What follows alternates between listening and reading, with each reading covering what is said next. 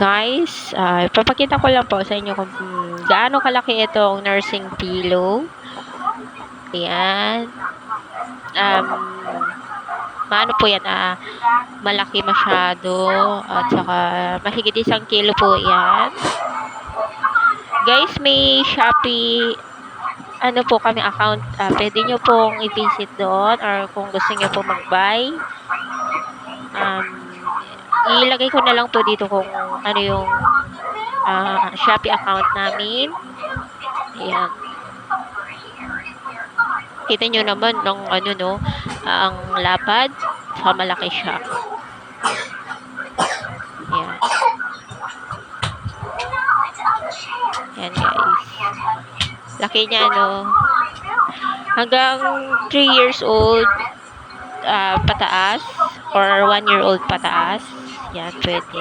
Pag, ano po, newborn, kailangan may unan pa sa gitna kung gusto nyo pong siya, pahigain dyan sa nursing pillow na yan. Or mas maganda pag, nagpapadede kayo.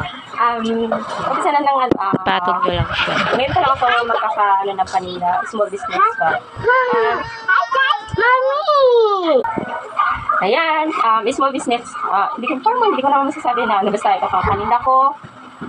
Siyempre, dahil, di ba, yung may, sila ng kapag nag-uumpisa ka sa business, kailangan mabigay, diba, ganon. May pabigay or, konting salo-salo, mga ganon. Pero, sa akin, lahat na mag-subscribe at mag-follow, bibigyan ko ng isang nursing pillow. O, diba? Ayan, kung boy man yan, or girl, kahit, baby, pwede baby, or breastfeeding ka, pwede mo ganyan lang siya. Ganyan lang siya. Para kay baby, hindi ko mahirapan magpadede. Ano ba yun?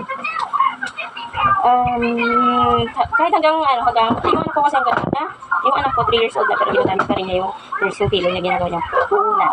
So, ayan. Sa lahat na mag-subscribe, mag-follow sa YouTube namin at saka sa Facebook namin.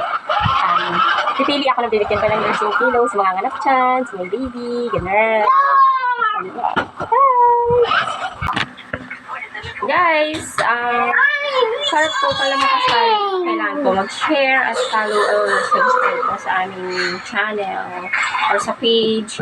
And sa mga gustong bumili din po, just PM nyo lang po ako kung gusto nyo bumili. At saka ito po yung lagayan niya. Parang balak ko plastic na lang.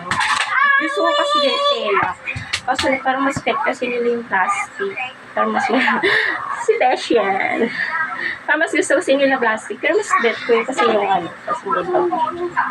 May bag ko. May siya. Then siya. Mas pet ko kasi yung ganito.